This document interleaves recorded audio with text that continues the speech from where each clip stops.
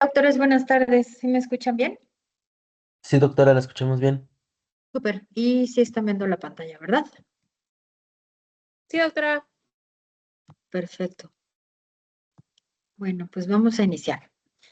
Recuerden que el día de ayer estuvimos viendo la parte de lesiones primarias, lesiones secundarias y falta todavía hablar sobre la parte de la configuración de las lesiones, ¿sale? Nosotros lo que hacemos primero es describir la lesión primaria, si es una pápula, una placa, etcétera, y posteriormente hacemos la descripción del hallazgo secundario. Si encontramos una escama, una eh, costra, en fin. Y el tercer paso es definir la configuración de las lesiones, es decir, si se encuentran, por ejemplo, en forma anular, que es lo que están viendo ustedes aquí, este tipo de lesión, si ya se encuentra en una forma redondeada o también se le llama configuración en moneda o numular o discoide. Esta es muy característico de una dermatitis numular, por ejemplo.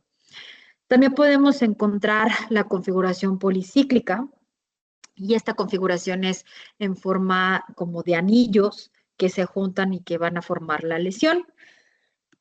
La arciforme tiene una forma de media luna.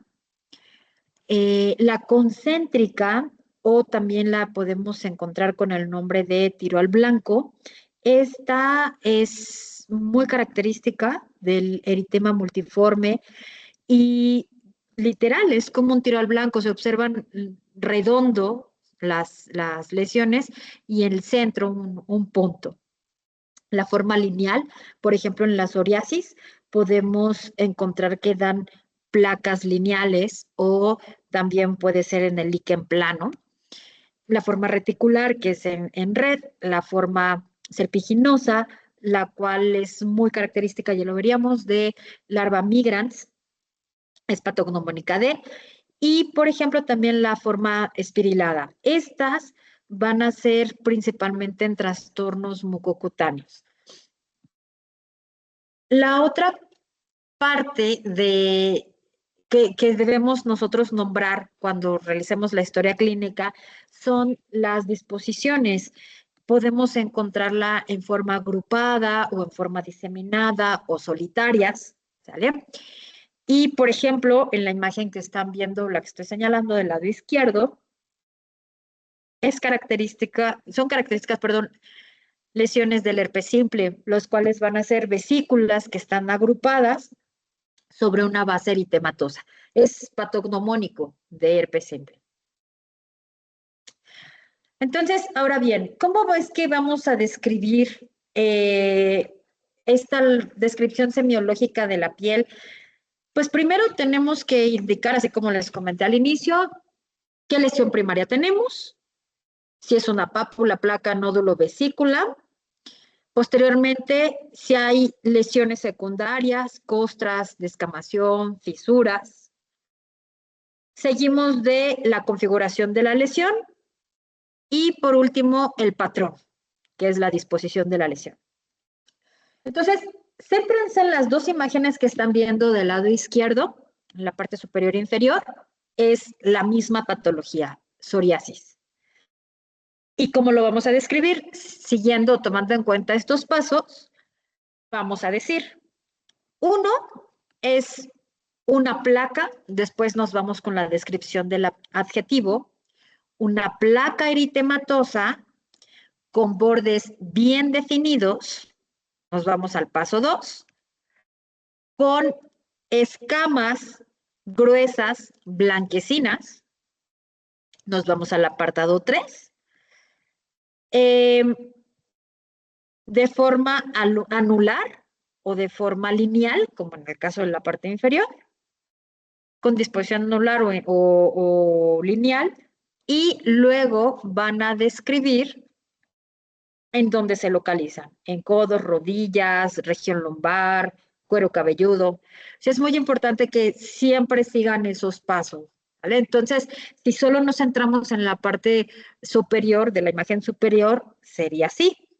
Una placa eritematosa con bordes bien definidos, con escamas gruesas blanquecinas, de configuración anular, presente o localizada en espalda. ¿Vale? En la parte inferior, lo mismo, placa eritematosa con bordes bien definidos, con escamas gruesas blanquecinas, en configuración lineal, localizada en el tórax. ¿Vale? Así es como siempre se recomienda que sigan esos pasos y va a ser mucho más fácil para que ustedes realicen la historia clínica o anoten las características, porque luego se nos dificulta cómo describirlo. Si siguen esa característica, fácil van a poder identificar y colocar qué es lo que tiene el paciente. ¿Alguna duda de cómo se tiene que realizar estos pasos o cómo se tienen que nombrar?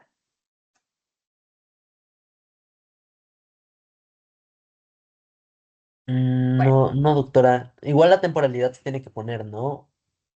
sí, claro. Esto solamente es cómo anotamos la lesión, pero claro, de inicio súbito, crónica, de 4 años, en fin, sí tienen que anotar el tiempo, sí es muy importante. Bueno, nos vamos también a la parte de la semiología de uñas. Recordemos que uñas y pelo también son importantes dentro de la dermatología. Acá vamos a describir a las uñas en vidrio de reloj, aquellas que tienen una curvatura exagerada.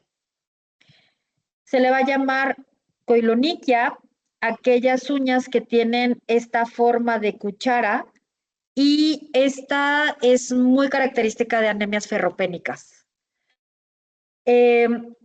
La onicolisis, como ustedes observan en estas imágenes,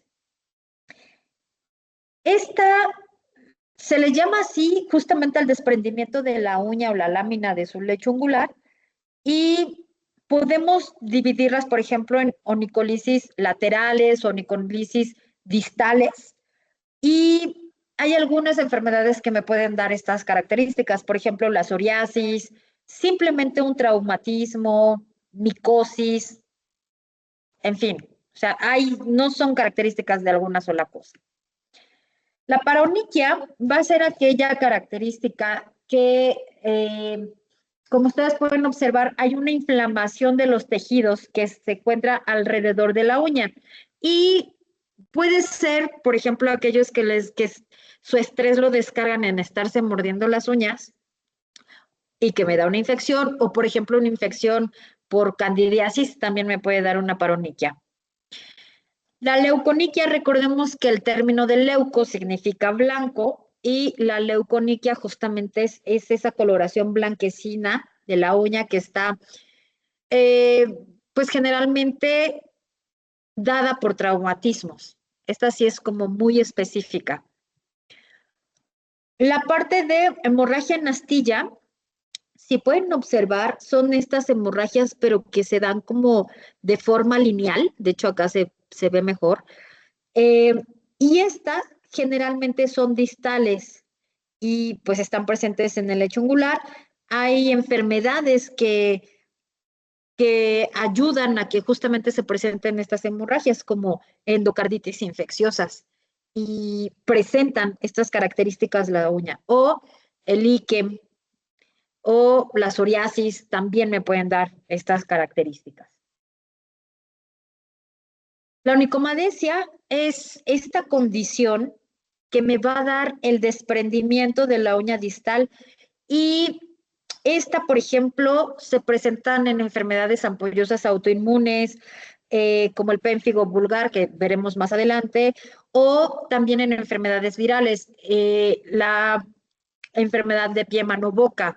Si se acuerdan, estas la revisaron, espero que la hayan revisado en agentes, que es causada por Coxsackie virus, y presentan vesículas en los pies, las manos, serían las palmas, plantas y alrededor de la boca. Y se observa, bueno, se presenta en los niños, y se observa que después empiezan a darse este desprendimiento como tal de la parte distal de la uña. Es parte de la historia natural de la enfermedad. Obviamente la uña vuelve a crecer y ya, no pasa nada, pero es secundaria a la infección por estos virus. El pitting unguial, o también llamado pits unguial, se refiere a unos hoyuelos, unos hoyitos, que normalmente son muy pequeños, son de tamaño de 1 milímetro de diámetro y van a ser hundidos, son múltiples y se pueden presentar por una dermatitis atópica, por psoriasis, e inclusive por estrés, después de, o presentarse una alopecia areata también, generalmente es por estrés. Se pueden presentar estas características en las uñas. Estas líneas de View podemos encontrarlo o describirlas como surcos, que son horizontales, y normalmente van a presentarse estos de forma temporal. Una vez que la uña va empezando a crecer, entonces van a desaparecer, pero estos se pueden presentar desde o secundarias a infecciones, secundarias a, por ejemplo, quimioterapias o malnutrición, desnutrición, pero son temporales. Les digo, una vez que tengan los nutrientes necesarios, ya, la uña empieza a crecer normal. La parte de onicocriptosis, le llamamos así, es muy, muy característica. Son las famosas uñas encarnadas y es esta invaginación que se da de la lámina angular hacia el tejido blando y pues obviamente genera un dolor. Es bastante molesto tener estas uñas porque en lugar de que exista el crecimiento hacia la parte pues más distal, empieza a meterse dentro del tejido y provoca la inflamación y el dolor. La onicorexis se le llaman así a, se les pueden describir como estrías y fisuras que son longitudinales. Estas se pueden observar, la traqueoniquia, pareciera que la uña está como despulida o como lijada y normalmente se presentan en infecciones por hongos. Y por último, la melanoniquia va a ser aquella presentación de pigmentación. Se observa la uña es más oscura y es de forma lineal, pero que puede ser secundario a un nevo. Un nevo se le conocen hacia los lunares. Pero la otra, que puede ser no el lunar, o sea, que descartamos esto, se puede referir a un melanoma. Y les traigo un caso clínico que está interesante de melanoma, pero le voy a regresar un poco a la parte inicial, cuando les explicaba justamente la escala de Fitzpatrick. Yo les platicaba que existen 6 tipos de Fitzpatrick de acuerdo a cómo reaccionan al sol y claro, también van a ser de acuerdo a la cantidad de melanina que tienen. Entonces, nosotros tenemos en el mercado los protectores solares. Si recuerdan, tienen un PFS que significa factor de protección solar. Este PFS hay de varios números, 15, 20, 25, 30, 50 es el factor de protección solar máximo, no hay más allá, 50 es el máximo. Y a veces encontramos que no solamente tiene el número 50, sino que tiene al lado del número 50 más. ¿Qué significa? Que ese más tiene titanio. Eso es lo que me está diciendo. Entonces, ¿qué significa eso? 50 veces te está protegiendo la piel que si no trajeras protector solar. De acuerdo al Fitzpatrick, lo deben de aplicar todo el mundo, de acuerdo a su Fitzpatrick, el protector solar. Es decir, tomando en cuenta el factor de protección máximo, que es el 50, si soy Fitzpatrick 1, me lo tengo que aplicar cada hora. Fitzpatrick 2 cada 2 horas, Fitzpatrick 3 cada 3 horas, el 4 cada 4 horas, 5 cada 5 horas y el 6 cada 6 horas, salga o no salga de casa. Porque justamente ahorita que estamos en la computadora, esta luz, la luz blanca o la luz blanca de las lámparas, pigmentan y provocan fotoenvejecimiento y daño celular. Entonces, a pesar de que los pacientes dicen, sí me pongo mi protector solar, pero solo se la ponen una vez al día, sirve para nada, ¿sale? Necesitan forzosamente estárselo aplicando de acuerdo a su fototipo, ¿ok? Y yo les recomiendo que pues sea al menos una marca de Umbrella para arriba. O sea, no ocupen Nivea, no ocupen el del Dr. Simi, o sea, tiene que ser con un poquito más de tecnología y casi siempre prefieren que sea 50 más. ¿Ok? Entonces, les voy a platicar de un caso clínico que justamente pasó en el internado cuando estaba en el hospital. Estaba yo rotando en el área de cirugía y es un caso clínico que está bastante interesante. Se los voy a platicar. Es una femenina de 52 años, campesina, originaria de Cholula, con línea materna positiva a diabetes, línea paterna presuntamente sanos y antecedentes personales no patológicos, su casa propia, con todos los servicios, vive en hacinamiento porque nada más tenían un cuarto, tiene poca ventilación o tenía poca ventilación, convivía con ganado, vacunos, caninos. Ella desde los 12 años estaba en el campo, se dedicaba al campo, digo campesina, nunca ocupó protector solar, bloqueador solar, ni sombrero, ni nada. Mala higiene, solamente se bañaba y se cambiaba de ropa una vez a la semana, poco aseo de manos, tabaquismo pues ocasional, pero alcoholismo negado, esquema de vacunación incompleto, desde la infancia no tenía todas sus vacunas y bueno, no tenía una buena alimentación, realmente comía una vez al día y pues ya saben, ¿no? Frijolitos, tortillas y sí tenía exposición al humo de leña. Diaria. Desde que nació, cocinaban con leña. Antecedentes personales patológicos, diabética, de 3 años a la actualidad, no tenía tratamiento, le hicieron una oferectomía total izquierda por un tumor que encontraron 13 años atrás, no le dieron seguimiento.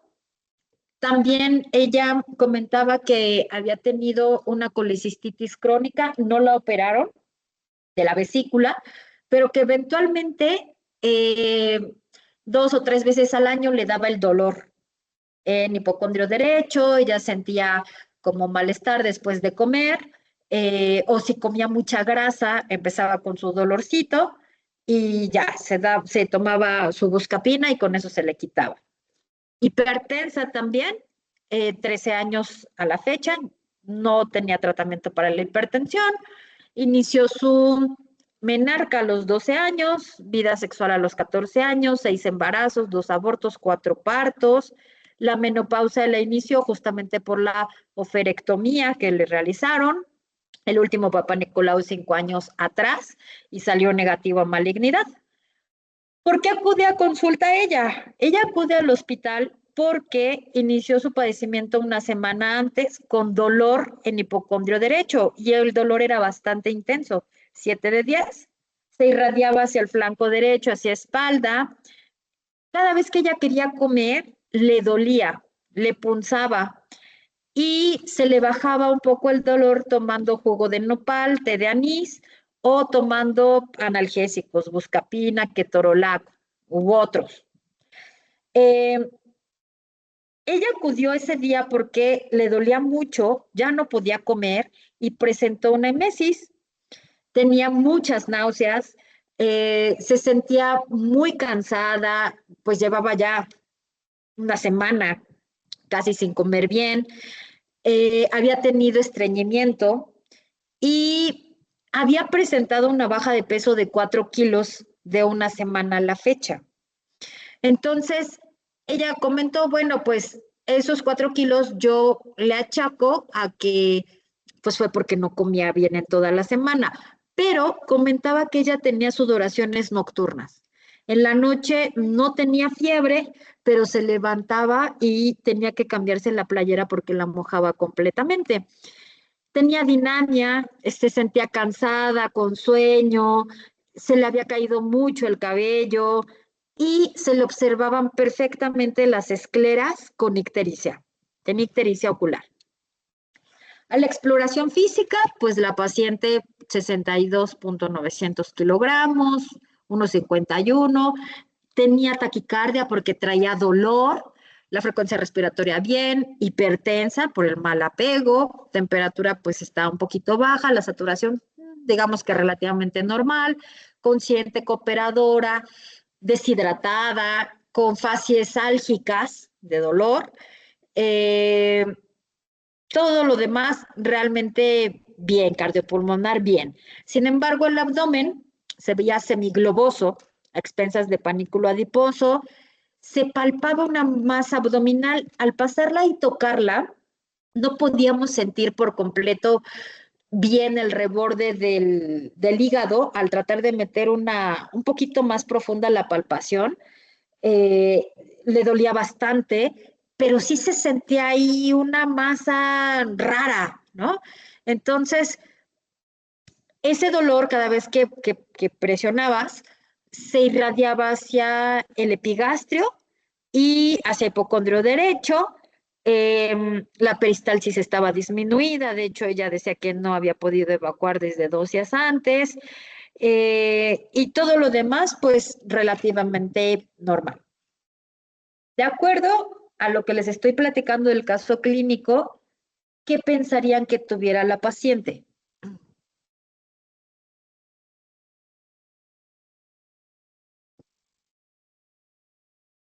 Dolor, hipocondrio derecho, estaba el antecedente de una colelitiasis, una colecistitis, perdón, porque en realidad pues así litos, no se veían litos o no habían descrito litos. Bueno, pareciera como un caso clínico netamente de cirugía, ¿no? Pues dicen, estamos en derma.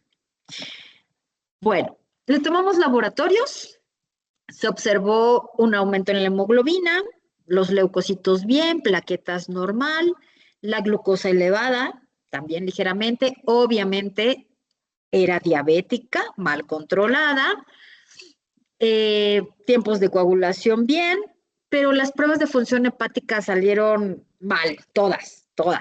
Salieron elevadas y salió abajo la albúmina. Se le tomó examen general de orina. ¿Por qué examen general de orina? Recuerden, una pielonefritis puede ser un diagnóstico diferencial de una apendicitis, de torsión de ovario, de inclusive una gastroenteritis. Entonces le tomaron el ego y sí salió positivo a una IBU. La paciente traía una IBU, color café turbio, esa era por la bilirrubina que estaba elevada. Se le tomó un perfil hormonal, perdón, un perfil tumoral, y la parte que está asociada al cáncer de ovario principalmente es al antígeno CA125, pero recordemos que ella pues ya no tenía, fue una oferectomía, pero llamó la atención que estaba aumentado. Esto no es específico de ovario, sino que también puede aumentarse cuando hay algún cáncer de hígado, de páncreas, colon, pulmón, mama, en fin, o sea, no son específicos, pero todos los demás habían salido negativos, excepto este antígeno. Se le realiza un ultrasonido. El ultrasonido no nos dan imágenes, solamente es un FAST. Cerca de su cama llevan el aparato y empiezan a realizar el ultrasonido. Y entonces localizan que sí existe ahí una imagen y pone una imagen quística. No tiene flujos Doppler, es decir, cuando una masa, un tumor, tiene una irrigación, que ya se formaron nuevos canales, tanto de venas y arterias, me va a dar un color, es un Doppler a color. Entonces quiere decir que ese está nutrido, ¿sale? Por estos nuevos vasos. Pero no, este no tenía. Y decía que se localizaba esa imagen de tumoración desde el epigastrio hasta el hipocondrio, o sea, estaba bastante grande. Sí, te dicen que había una presencia de tumor, esplenomegalia, colelitiasis, sí había litos, que al principio, pues nada más era los laboratorios que nos mandaron porque le hicieron un año antes un estudio de ultrasonido, 2 años antes, perdón, un estudio de ultrasonido, no decía que tenían litos, pero sí decía que estaba inflamado esa parte, esa porción. Eh, y observan que hay una cirrosis hepática. Si recuerdan, la paciente no bebía, sí fumaba, no bebía, pero no, también algo que no les anoté, pero salió negativo a hepatitis. No tenía hepatitis A, B, C, D, nada, ¿sale? Pero sí ya tenía un daño hepático importante y por eso pues tantas alteraciones de todas las pruebas de función hepática. Le toman una radiografía de tórax, ligeramente, bueno, estas son las mamas, pero ligeramente se puede observar como esta zona realmente no puedes ver bien dónde está el hígado, porque hay algo, eso justamente que ya habían descrito, un tumor que se encuentra por delante. Le hacen una panendoscopía y encuentran que pues realmente la mucosa estaba bien. Lo único que dicen es, pues tiene una gastritis erosiva, KCB, y el duodeno está normal. Todo está bien. El endoscopista dice, todo está normal, pero observen estas imágenes que están acá, quédense en su mente, estas imágenes de aquí. Se le hace una tomografía de abdomen con contraste y si pueden observar acá, en el centro se ve perfectamente cómo está bien delimitada esta zona que es el tumor. El tumor está en la parte anterior, está sobre o enfrente más bien del hígado y lo tapa. Por eso es que la radiografía, les digo, no se veía bien ahí la parte de la estructura. Y bueno, describen que es lobulado, que es heterogéneo.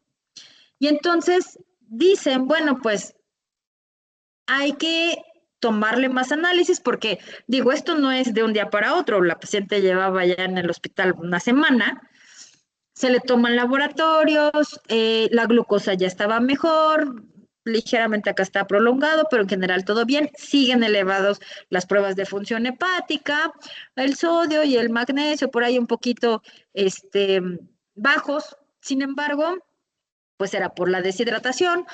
Recordemos que para diagnosticar si existe algún daño en el páncreas tenemos que determinar lipasa y amilasa. Entonces, sí se le da el diagnóstico de pancreatitis. De todos modos, la paciente estaba en ayuno, no podía comer, su cuerpo no podía recibir alimentos porque había mucho dolor y se decide hacer una LAPE, una laparotomía exploratoria con un diagnóstico de tumor abdominal y ya, la meten a la LAPE y observan esto. De hecho, yo acá estoy jalando, soy la que está jalando esta parte. Abre el cirujano y sale completamente todo el tumor, pero era un melanoma. ¿Por qué melanoma? Si observan, tiene pigmentos. Estos puntitos negros son pigmentos de melanina. Y si recuerdan la imagen que les enseñé aquí, realmente acá también se ve. Normalmente el intestino pues tiene que ser blanquito, rosita, brillante, bonito, pero no tienen que verse estos parches. Esto es muy raro y al endoscopista realmente no describió nada. Lo pasó así como por Juan en su casa, pero esto estaba todo cundido. Al empezar a buscar, me dice el doctor, el cirujano, el doctor Campo, buscan todo el cuerpo que exista la lesión, un nevo, que exista la lesión de melanoma. y lo único que encontramos fue esto, en las uñas. De ahí en fuera, toda su piel estaba completamente normal y solamente estaba esta melanoniquia. Entonces, se observó nada más aquí y hubo ya una metástasis que llegó hasta el peritoneo, el epiplón, el hígado, no se puede ver bien acá, pero tiene acá también manchas negras y el tumor que tenía de 20 por 20. Realmente ella no tenía esa distensión abdominal a expensas del panículo adiposo, sino que más bien era el tumor de 20 por 20 centímetros, más aparte tenía 1 litro de ascitis, que estaba así. O sea, ella no estaba gordita por grasa, sino por el tumor más el líquido que estaba acá. Obviamente esto estaba obstruyendo la vía digestiva. Cuando ella comía, pues lo estaban oprimiendo y regresaba la comida. Lo único que pasó con la paciente fue cerrarlo y mandarla a su casa por máximo beneficio. Ya no había nada que hacer, la paciente falleció, no había otra cosa que hacer. El cirujano me dijo, ¿sabes qué, Nora? Ve a buscar, porque una vez que hacen la endoscopía, llevan las muestras, las biopsias al laboratorio de anatomía patológica, busca el resultado. El resultado salió al otro día después de haber hecho la cirugía y justamente en la parte del epiplón sí describen lesiones nodulares neoplásicas y dice, se observa el pigmento café en el intersticio. Ya el patólogo sí lo describió, pero pues salió después y de todos modos no se podía hacer nada. Y por ejemplo, en el estómago, pues se encuentra que está negativo a una metaplasia, no tenía como tal una gastritis o sea, sí había inflamación, pero no tenía una gastritis secundaria al Helicobacter pylori, ¿sale? Sino más bien pues eran por sus hábitos, en fin. Pero para que se den cuenta, nosotros cuando identificamos una lesión en piel que tú pienses que puede ser un melanoma, porque es una de las lesiones de los cánceres más frecuentes de piel,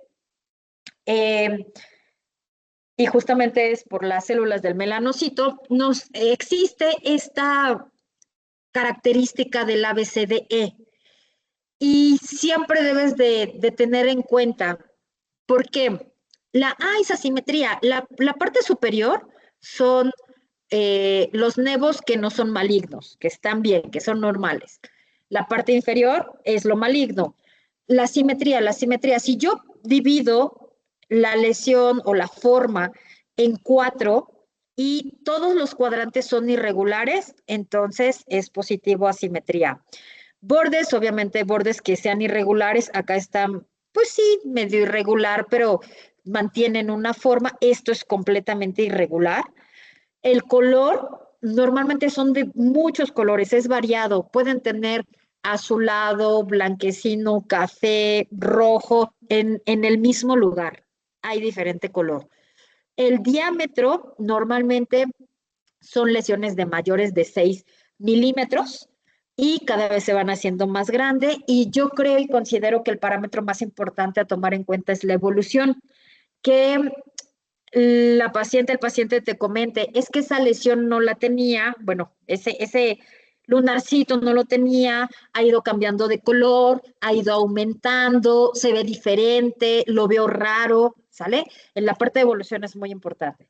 Entonces, tomando en cuenta otra vez el caso clínico, que es súper raro, nosotros casi nunca revisamos uñas y la parte de cuero cabelludo. Es muy raro, el pelo, las uñas, casi nunca los vemos. Entonces, tómenlo en cuenta, porque, bueno, era muy difícil diagnosticarlo, ¿sale? Muy difícil. Pues si alguien se hubiera dado cuenta en sus uñas, pues probablemente hubiera mandado una biopsia y bueno, hubiera sido diferente, ¿no? Los melanomas tienen la ventaja que si se diagnostican a tiempo se les da un buen tratamiento y dan una buena evolución. Generalmente los melanomas aparecen en Fitzpatrick 1, 2 y 3. generalmente en mujeres, en cualquier parte del cuerpo que está expuesto. Y el antecedente que tenemos con la paciente que les comenté, pues es que ella todos los días estaba en el sol. Recordemos que ese es uno de los factores importantes y bueno, ella era un Fitzpatrick 4, pero nunca ocupaba protector solar. Bueno, nos vamos con la parte de semiología del pelo y terminamos con esta parte hoy. El hirsutismo. El hirsutismo va a ser presente únicamente en las mujeres y va a ser aquel pelo y vello que tiene una característica y una distribución masculina. Las mujeres no deberíamos de tener pelo en la barba, ¿no? Por ahí uno que otro, pero no debería de ser esta característica o esta disposición. Y existen tablas que pueden clasificar la gravedad de este. La hipertricosis se le llama así al crecimiento excesivo de pelo que se puede dar en cualquier parte del cuerpo y es producida, pues, por ejemplo, sí, por algún síndrome, pero es muy frecuente en pacientes que utilizan minoxidil. El minoxidil es una sustancia que nos ayuda a que exista crecimiento del pelo, pero no es específico. Entonces se lo toman los pacientes o lo aplican, normalmente se les queda también de forma tópica y pues empieza a crecer el pelo en todos lados, ¿sale? Va a crecer en todos lados, no va a discrepar solamente en la cabeza. La alopecia se le va a llamar así a la pérdida anormal de pelo y puede ser algo normal también, ¿sale? De hecho, hay varios tipos de alopecia, ya lo veremos más adelante, cicatrizal, no cicatrizal, temporal, definitiva, en fin, ya veremos la clasificación de alopecia, pero a eso se refiere alopecia, ¿vale? Pérdida del pelo. Puede ser por estrés, por ejemplo, o, por ejemplo, por alguna infección por hongos, en fin, ya lo veremos más adelante. Y pues hasta acá le dejamos. ¿Alguna duda que tengan? Es que signos cutáneos ya es otro tema. Entonces, dejamos hasta aquí. ¿Dudas que tengan? Por ahora no, doctora, doctora. quedó todo claro, gracias. Perfecto. Bueno, pues entonces, creo que, vale. Pues entonces aquí les dejamos, doctores. Descansen. Gracias, doctora.